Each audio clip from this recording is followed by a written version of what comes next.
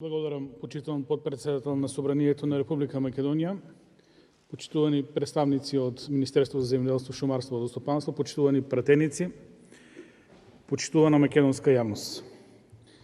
Пред нас е Законот за земјоделско земјиште и тоа го отвараме само во еден сегмент, односно во делот урбанизација на земјоделското земјиште, односно усогласување на некој начин со Законот за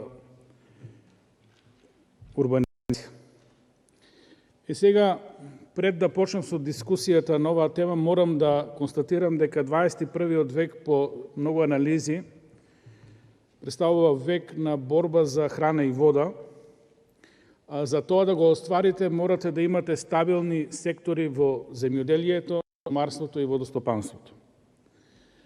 Дека овие тези на почетокот на векот малку изгледа дискутабилни, меѓутоа гледаме секојдневно во државата, живееме повеќе кризи кои носат во себе и несигурност, а една од тие несигурност полека се наметнува и потребата од храна, односно достапноста на храната и водата до луѓето. Покрај енергијата и здравствените услуги, на некој начин веќе и храната станува прашање за кое сериозно мораме да размислуваме. Познавајќи ги овие работи и согледувајќи реалноста во која живееме, во ред е што се носи овој закон од аспект на тоа што истиот представува потреба од усогласување со Законот за урбанистичко планирање. Таму имаше некои промени и тој закон налага усогласување со останатите закони. Меѓутоа, самиот текст на законот кој го добивме за земјоделско земјиште кај мене малку побудува некоја конфузија и неколку дилеми кои би сакал да ги продискутираме, односно да соодветно отвори јавна дебата по истите и да најдеме решение. Така во текстот на законот преовладува на повеќе места мислење од страна на Министерство за земјоделство, шумарство и водостопанство во однос на различни фази од урбанистичкото планирање. Меѓутоа, тоа што ми пречи на мене е на некој начин дефинирањето на поимот мислење. Така да во самиот текст на законот, во еден од членовите се дефинира што значи мислење од страна на Министерството на земјоделство, шумарство и водостопанство, односно Министерството со тоа мислење треба да даде податоци за собственоста на земјиштето, состојбата со земјиштето, дали има некои правни товари земјиштето, вредноста на земјиштето и толку. Зошто го ова потенцирам толку? Затоа што во текстот не е нагласено моментот позитивно или негативно мислење за одредена постапка во урбанистичкото планирање. Зборевме на повеќе комисии и веќе се наметнува тоа како правна норма, дали треба да биде мислење или согласност. Јасно е кога давате мислење дека тоа не повлекува облигаторна обврска за тој што треба да го спроведе, туку на некој начин укажувате што треба да се направи.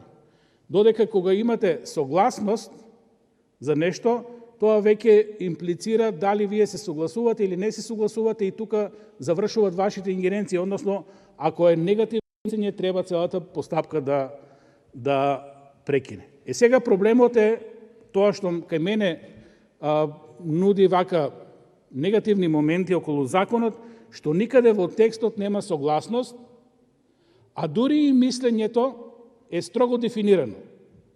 Ги спомнав позициите на која е дефинирано, односно што треба Министерството да даде како прилози во однос на мислењето. И тука на некој начин се доведуваме како Министерство за земјоделство, шумарство и водостопанство во подредена ситуација во однос на Министерството за транспорт, односно во однос на постапките за утврдување на урбанистичкото планирање. Тоа, според мене, ако визави тоа што го дадов како увертира во мојот говор, потребата од земја, потребата од храна не треба да се случува. Односно, не треба амблок да даваме согласност односно мислење кое нема дури ни во својата поставеност позитивно, негативно мислење за определено земјоделско земјиште да се пренамени во урбано земјиште.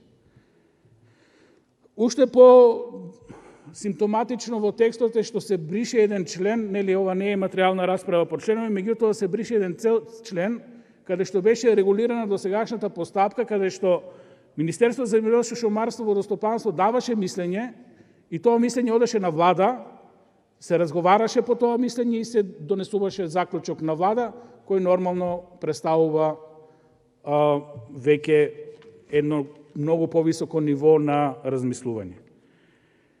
Сега да го поедноставам проблемот. Немаме ништо, јас барем лично немам ништо против да урбанистички се шират опфатите. Има реална потреба, се шират градовите, се шират селата, разни објекти се градат и така натаму, и тоа не смееме да го закочиме. Меѓутоа, да не се доведеме во ситуација најдоброто земјоделско земјиште да го, како да речам, да се откажеме од него. Без никој да не праша како фела дали се согласуваме со тоа или со не. Мора да има сегрегација во законот. Да, за одредени ситуации се согласува, овде ќе направиме пренамена на земјоделското земјиште, затоа што тоа е интерес на општеството. Меѓутоа, во одредени ситуации, Министерството мора да го има моментот на, ајде да бидам малку вака поедноставен, на вето. Ова не го даваме затоа што ова е интерес дефиниран и со устав и со закон од државата да ова земја остане земјоделска.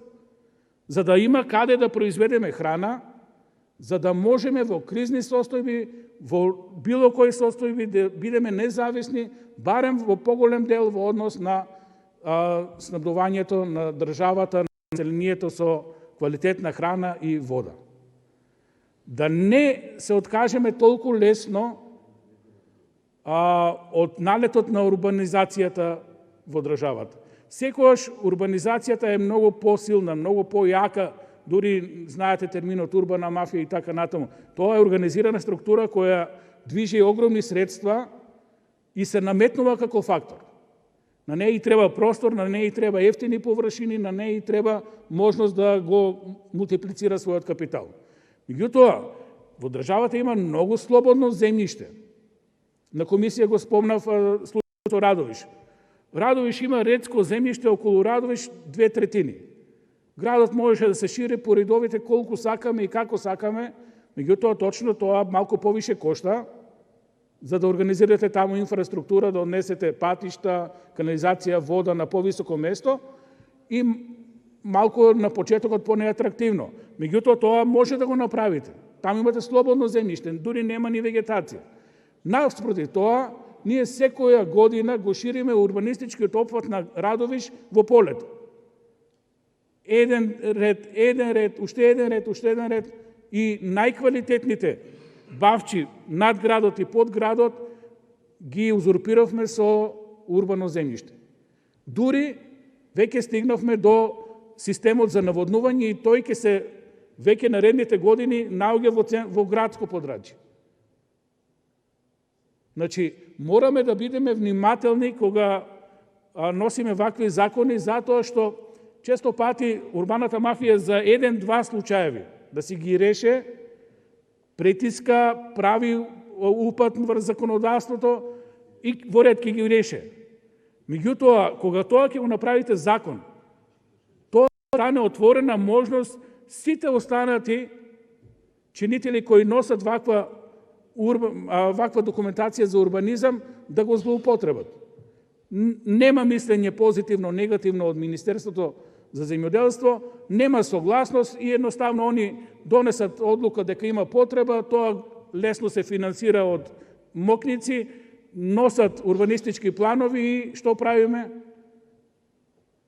Стално ја подместуваме границата на урбанистичките опфати, за жал, во квалитетно земјоделско земјиште.